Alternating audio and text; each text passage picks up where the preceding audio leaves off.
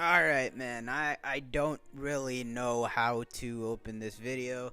Fresh off the refuel nap throughout the entirety of the day after pulling the all-nighter to watch both of those matches, I opened yesterday's video saying, hopefully the tide shifts tonight and we can salvage what has been an Australian Open this year with a lack of great competitive matches. And well, what a way to flip that on its head in one fell swoop. This men's semifinal session alone pretty much salvaging the entirety of this tournament. What a day of tennis. And, coming off a 5.5 hour first day semifinal that for at least half of its runtime looked like it was just going to be a continuation of that trend throughout the course of the tournament, and best case looked like you could entertain an Alcaraz 4-set win that was never in doubt. That flipped on its head in an instant, mid-third set, and when you thought that couldn't be topped, we ran it back for the night semifinal, and that's what we're going to be talking about in this video. You have to talk about Novak. That is the story today. I am just in awe. I know doing it on the fly yesterday, the thoughts could have seemed a little scatterbrained, but I'm pretty confident here that I can keep things as concise as possible for my standards. I know exactly what I'm gonna say, and you gotta start, on the surface. This is one of the greatest moments, matches, wins of Djokovic's entire career. I was there by the time we were winding down the fourth set, and Djokovic, after breaking in the first game of that fourth, was just one hold after the other, creeping closer and closer to giving himself a chance at a fifth. At that point alone, my mind was blown. Him allowing himself to see a fifth set going into this match was not even supposed to be on the board. You guys know, Sinner has had him in prison for 2 years. We all, at least me, I understand. I attribute most of that to Novak's age and the body that he is in. But at the same time, we had never, throughout his entire career, ever seen a matchup that just felt like such an uphill battle consistently. We had seen it in pretty much all the conditions, every surface, best of 3, best of 5, fast court, low bouncing, indoors, clay, you name it. It had all looked the same. We had seen enough to understand the gargantuan task that was laid out for him going into this semifinal.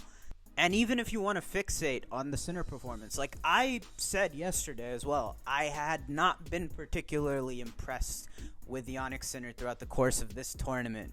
But that being said, we all understood that that wasn't supposed to matter against anybody not named Carlos. And I do agree, I do honestly think that the stats here make Sinner out to have played a better match than he did.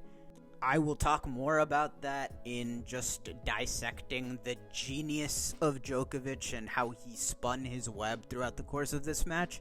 I will touch on that later, but even still, we understand that for a 24-year-old guy against a guy who turns 39 in May, so what if Sinner wasn't at his imperious best? Do you understand that all that did was peep the door open? You have to understand here just how ridiculously great this guy had to be to still walk a ridiculously thin line with the body that he's in right now for 4 hours, manage himself over the course of a best-of-5 match against a significantly younger all-time great in the making on his best surface. Djokovic still needed to thread the needle. It really didn't matter what Sinner brought to the table. The degree of difficulty for Novak here was going to be off the charts regardless. And that's failing to mention that even if I can get behind, I can see where it's coming from regarding the shortcomings for what Sinner did once the ball was in play and rallies, all of that, fine. But you know what was helping negate that throughout the entirety of this match? Jannik Sinner had what probably was a career best serving performance in this match. Like, how many times has that been put under the magnifying glass over the last year that Sinner's hovering in the high 50s, low 60s first serve percentage? He served 75% first serves in this match. I'm pretty sure also a career best ace mark as well. And you take all of that together, you put into context where these guys are at their respective points in their career. Novak still had to scale Everest here. But that's just the thing with this guy, isn't it? Like, it doesn't have to make sense. Like, on this channel alone, spanning from the first video that I ever did to the most recent video I ever did yesterday. And yeah, despite my allegiances being there as a Rafa Nadal fan, someone that I will never be more invested in as an athlete, as a tennis player, ever again, while he was active, I feel like I've still tried to stay as objective, unbiased as possible, and it's made easier now that obviously my favorite player is not in the fray anymore. You know, the war is over on that front.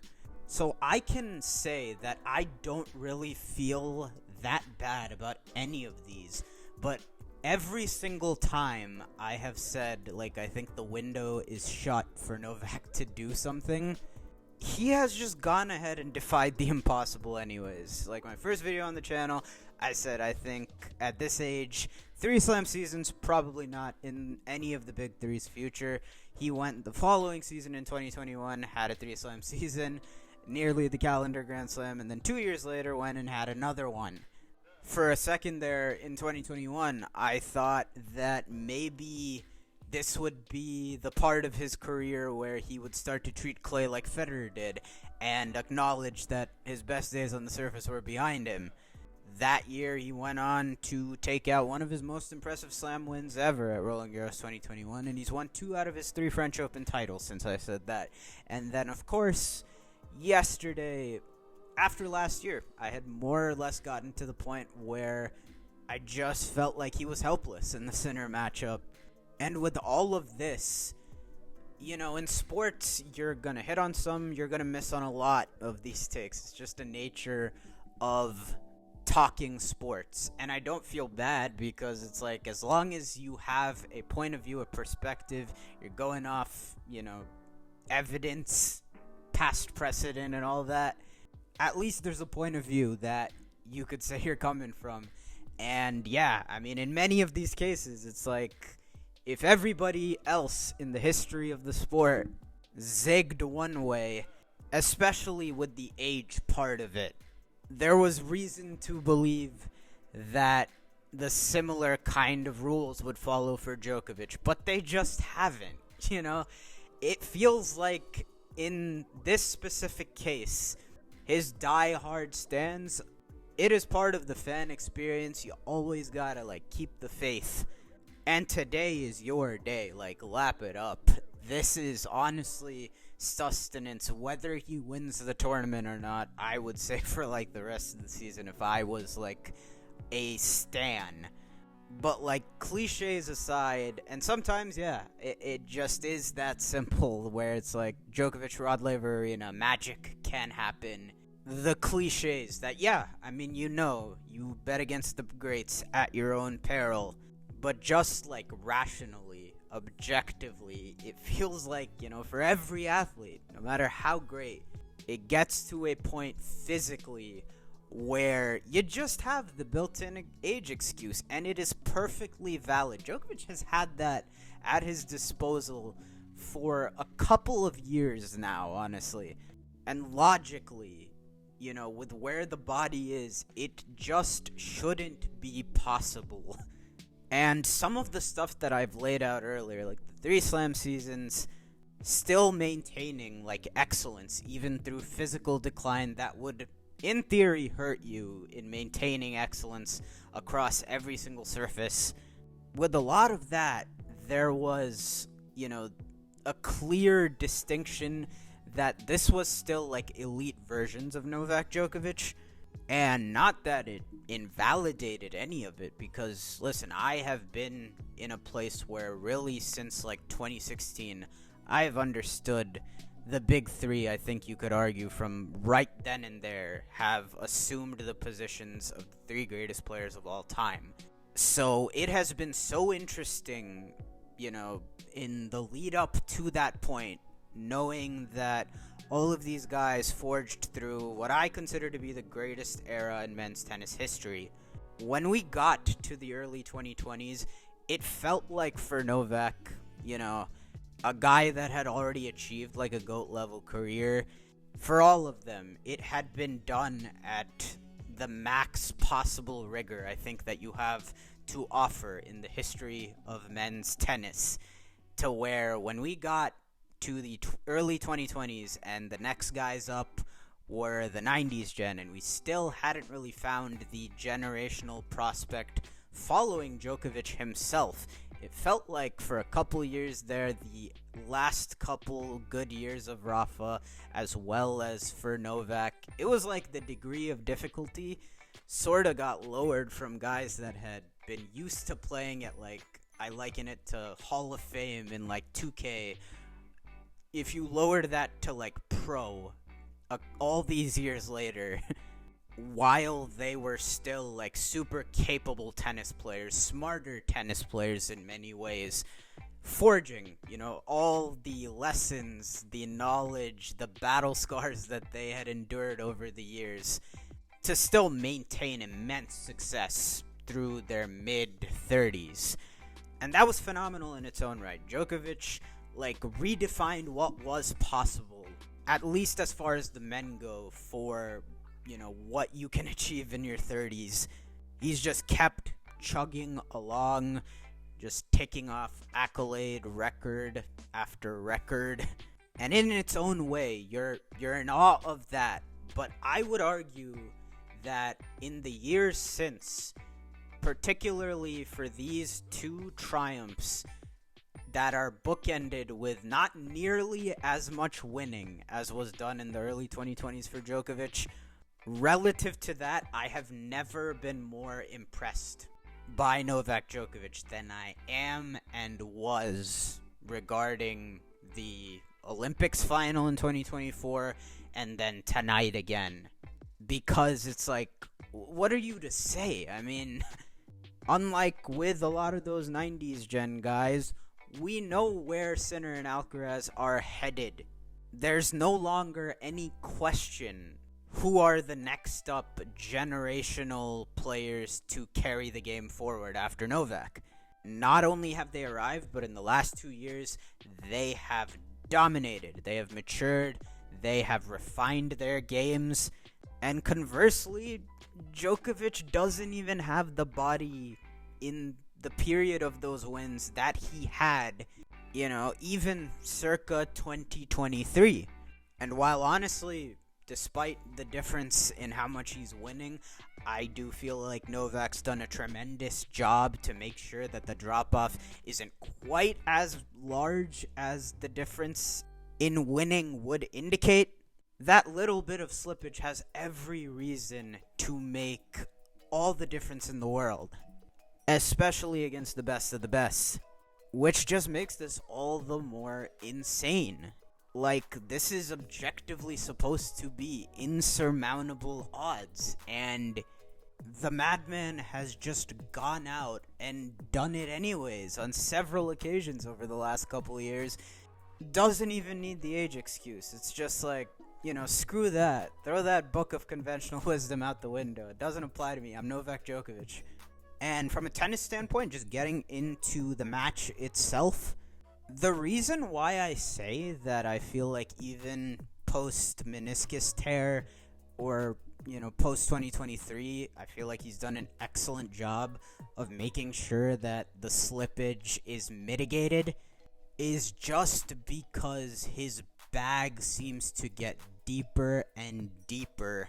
And I think that aspect in particular has really started becoming apparent since he lost his best cardio. I think up until like 2021, Djokovic still was in that pocket where it was like, I can do this as long as I need to.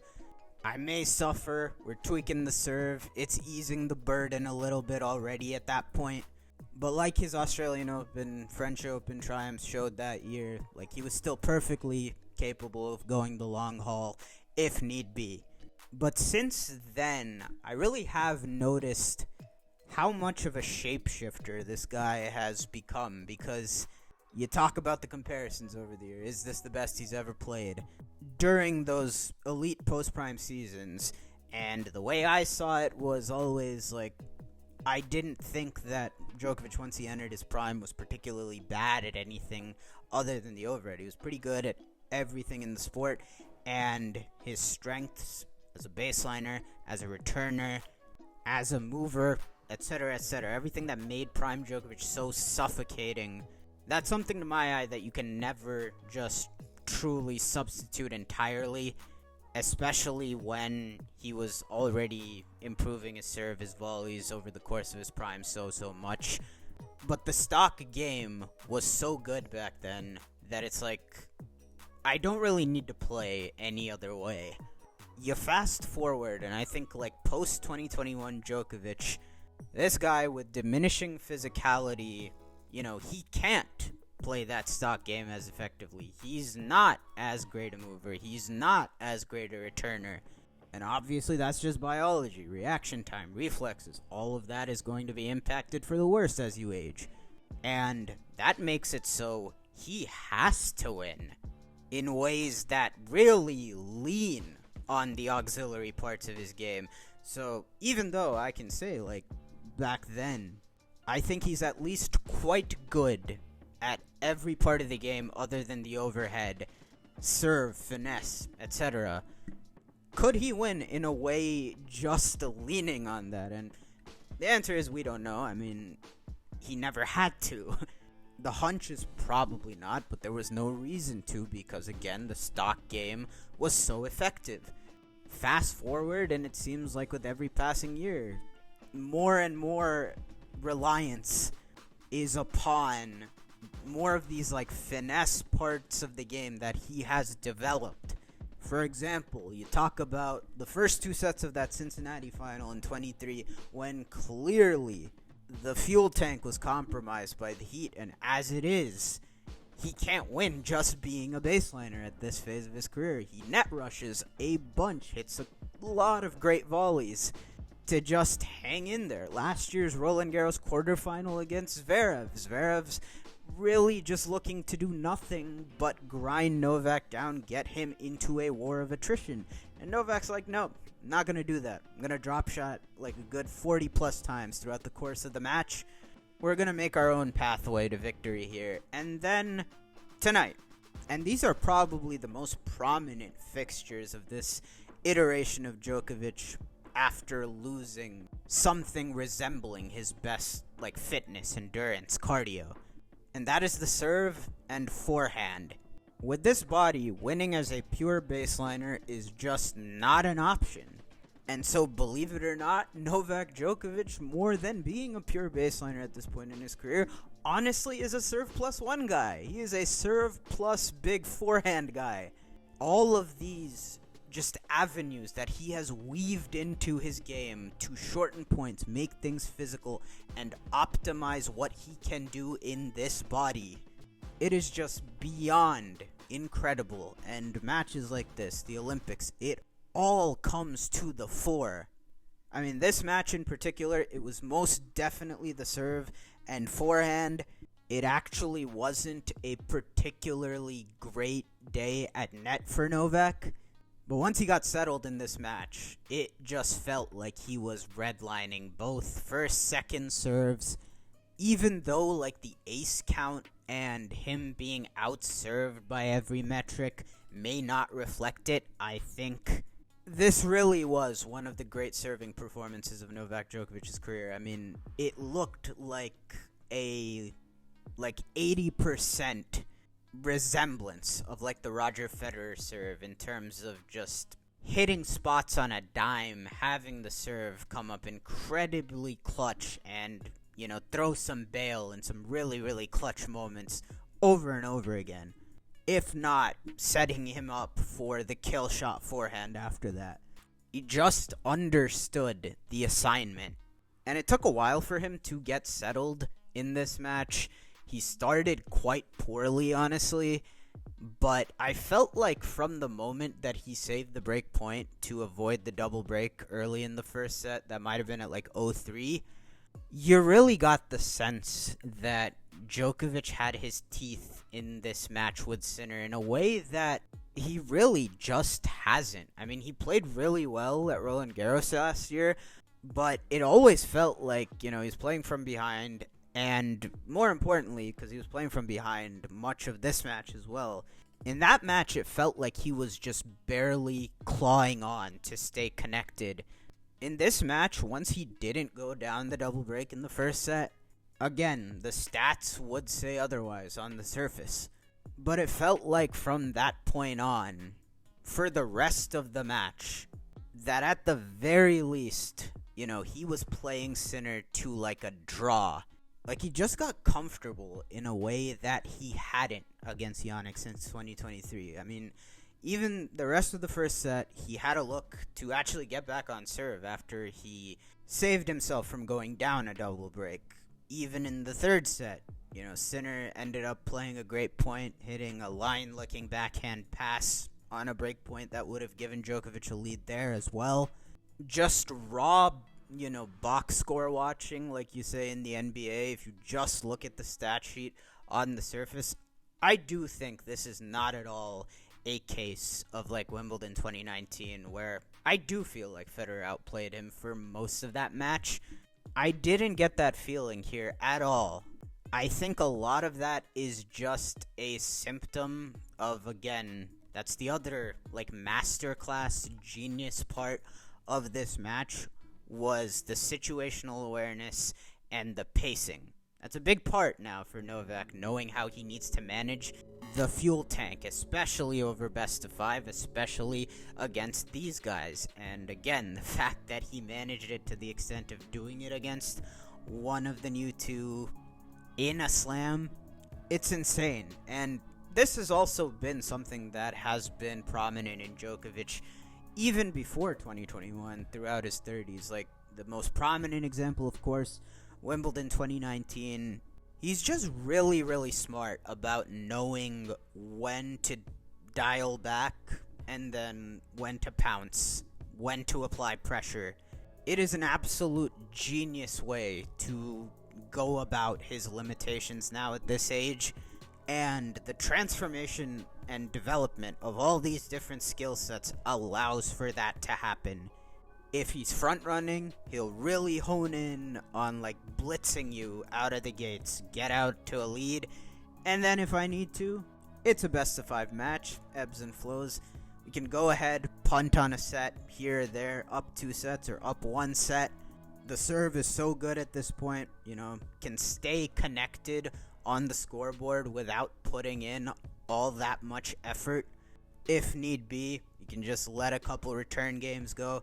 That is what I think is the crux of why Sinner won so many more total points this match, is because, like, you could see throughout the course of the match, especially once Djokovic got breaks in sets 2, 4, and 5, there were a lot of Sinner service games that he kind of just let go of the rope and was willing to do so in exchange for preserving energy. And I talked about, like, the front-running case for old Novak. Obviously, that wasn't the case here. He lost the opening set, and then he went down 2-1. But again, I think how he went about this match, again, was so deliberate in pacing himself. Even at this age, I think you can still work if you're Novak only down 1 set. It's honestly been the sliding doors moments in how his last couple slams ended. I mean, Alcaraz and him at the US Open, they played a second set tiebreaker, and his level in that match was just never up to the task, rather his level that entire tournament. But he still had a chance to make it happen. Same with the Roland Garros semi last year. And once you just get it into those points situationally, you're not just playing Novak. the pressure builds, the crowd gets involved, the occasion, all of that, it just starts beating on you a lot more. And yeah, I mean, by the time Djokovic secured that second set, to me, it felt like right then and there, it's like he's very live to win this match. It had been like an hour and a half, not all that taxing. You could not have drawn it up any better, getting to that point, and then from there, you just got to win 2 out of 3 sets. The first, he got off to the poor start, and after he couldn't get the break back at 1-3, I believe, it was pretty routine the rest of that set. Obviously, at the start of the second, the priority was just take care of serve, handle business, and hope that you can carve out a couple of chances here on the center serve, which of course ended up happening. It was a theme in all 3 sets that Novak ended up breaking and winning the sets of, after securing that break, just having to batten down the hatches and fend Yannick off several times, multiple times actually, in all of sets 2, 4, and 5. After breaking, actually, in the second set, he immediately faced a love 40. I was actually pretty curious to go back because the eye test sort of said that it felt like for most of those break points, it was good Djokovic more than anything else.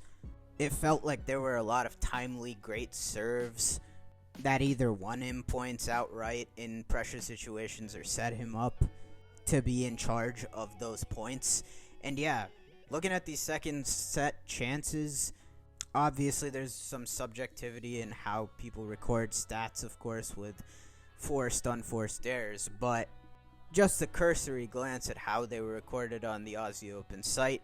Of course, I'm sure they're very prompt with getting out match footage. We'll have the condensed match, the full match later to refer to. You can make your own judgments on how you assess the credit or blame in those spots. But in the second set, the love 40, Djokovic responds, creating 3-4 stairs, and then 4-2 add out ace. So that's 4 out of 4 there, where it's more clutch Djokovic, at least on the surface there in set 2, facing the break points. And spoiler alert, that's going to be the prevailing theme in all of these successive important breakpoint, holes Djokovic was able to dig himself out of throughout sets 2, 4, and 5. In the face of breakpoint, a lot of Djokovic winners, service winners, aces, or forced errors, any one of those outcomes, were overwhelmingly the actions that wiped away those breakpoints.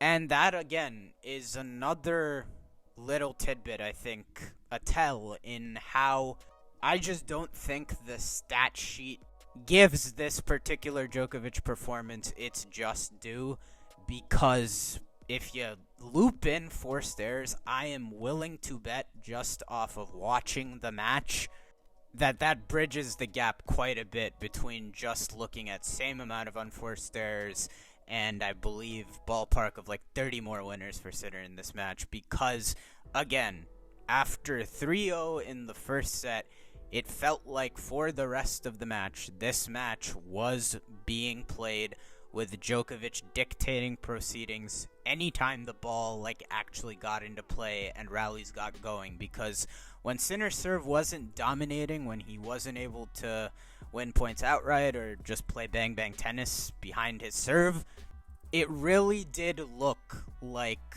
throughout most of the rest of the match, he was the one that was doing a lot of running, a lot of defending. It wasn't what we've seen in prior matches where it's just like Djokovic isn't able to step to the mark and put Sinner under the cosh like that. Their matches coming in had largely looked like Sinner's just regulation, huge blows from the baseline were keeping Djokovic at bay, were keeping Djokovic from really imposing himself and magnifying, his losses as an athlete. In this case, it did not feel like that at all. Novak largely felt like he was in charge of proceedings, and Sinner, to his credit, was defending really, really well, even though he was being made to run quite a bit more. That's a big reason why Novak's winner tally was only sitting there at 46, is because Jannik just got his racket on a lot of balls. And that's just the dynamic that carried over throughout the course of the match. It looked like if Sinner was going to win this match, it was going to be with the way that it was being played because Djokovic gassed out or because Djokovic was old. At no point, other than the first 3 games, did it really look like Sinner was able to jump on or overwhelm Novak in the ways that he had over the last 2 years. And again, I think most of that credit has to go to Novak Djokovic in just recognizing how he had to play this match and being great enough to execute in that manner. But anyways, you get to the progression, third set. Honestly, of all the sets in the match, it felt like until Novak played the clunker of a service game down 4-5 in the third, it felt like, honestly, this was the set where he was the most untroubled on serve right up until that terrible game. But even still, because of that, it wasn't an overly physical set again.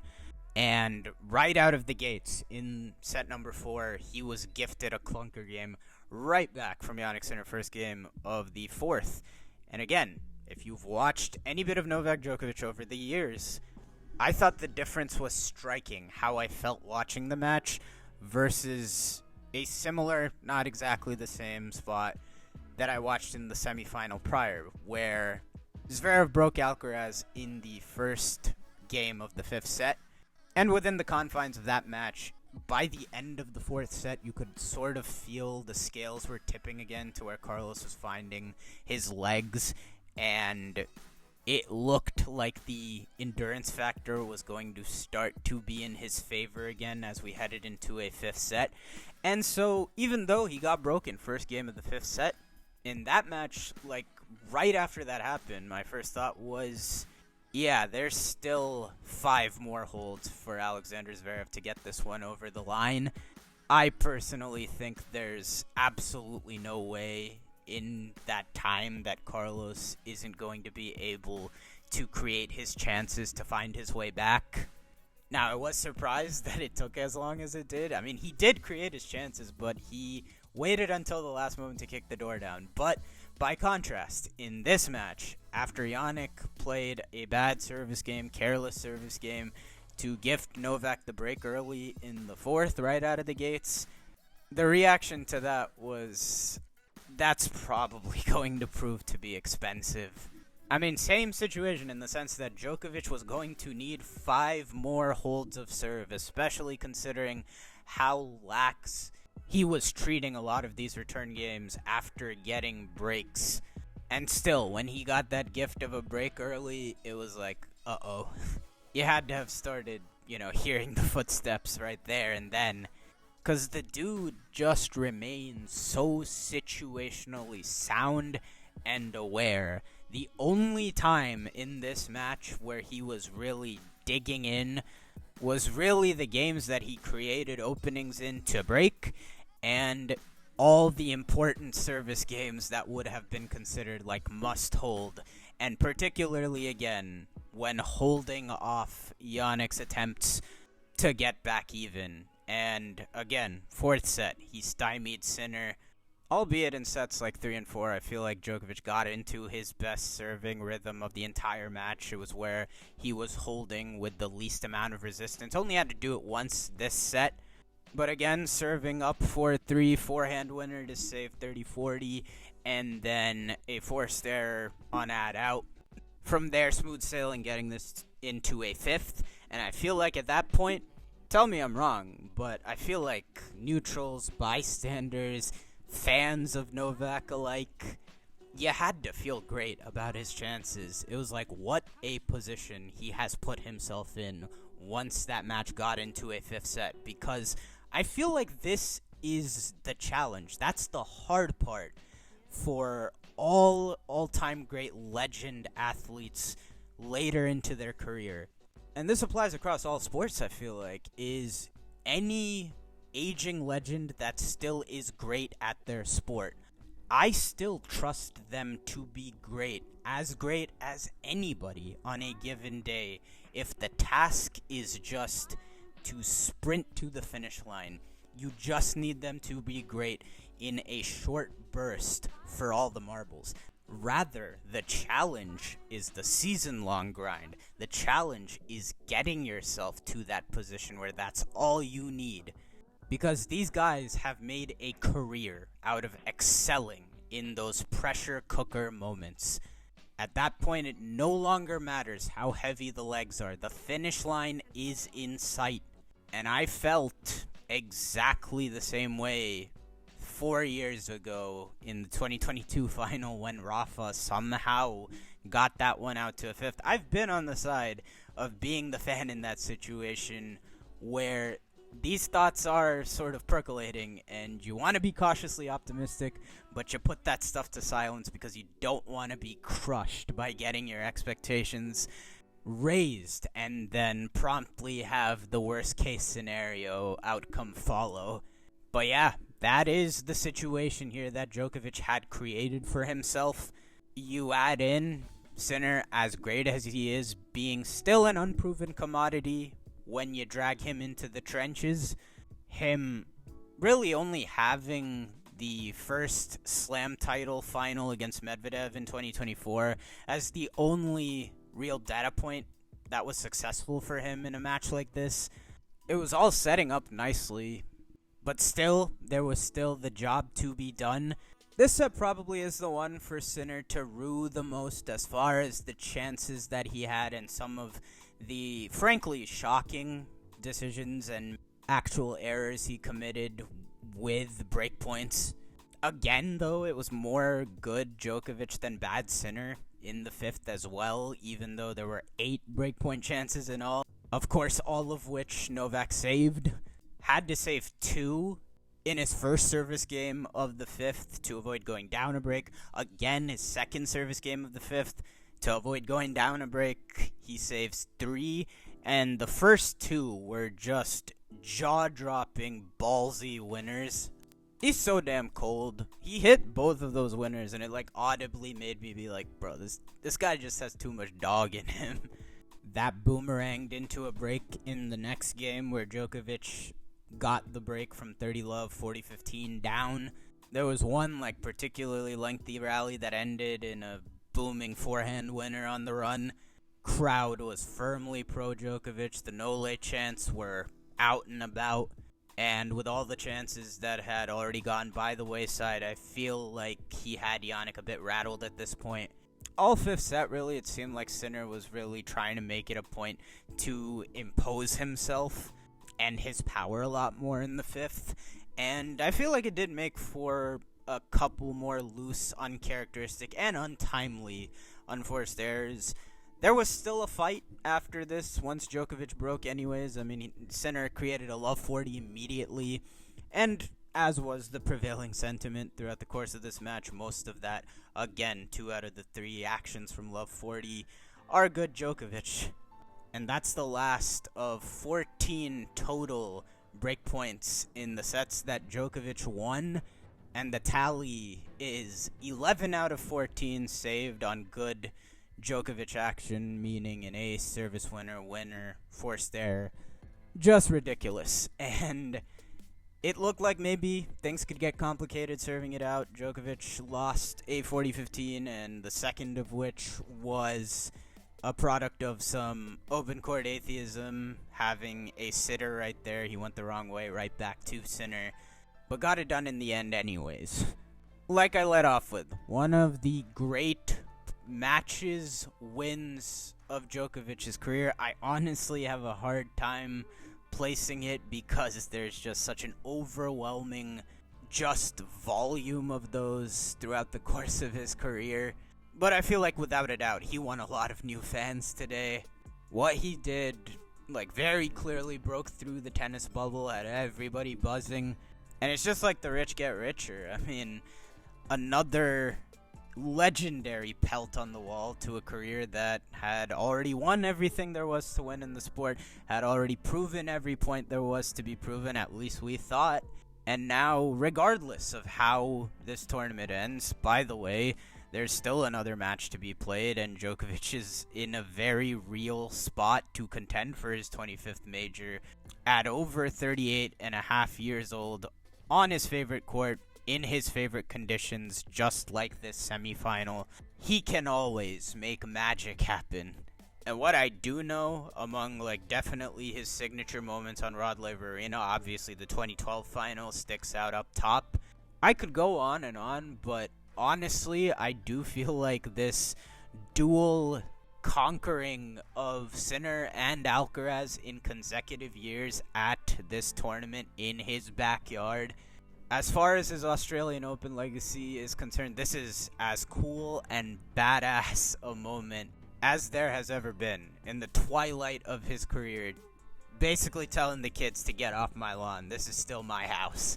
Unbelievable. And this part of the Novak documentary post-career, you got that soundbite in press that peeved him about chasing Sinner and Alcaraz. To immediately respond with this is just cinema.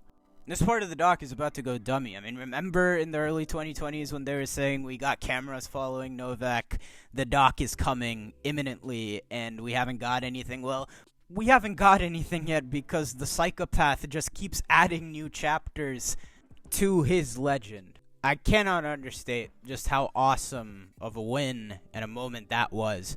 I got chills, dude, and it harkens back again to the Olympics. I said in my video after that win and the gold medal match that the GOAT probably sells him short. I mean, Andy Roddick had a great way of putting it after the Roland Garros final last year, that in a sport, in an individual sport at that of tennis, it is indeed the most complete examination of an athlete.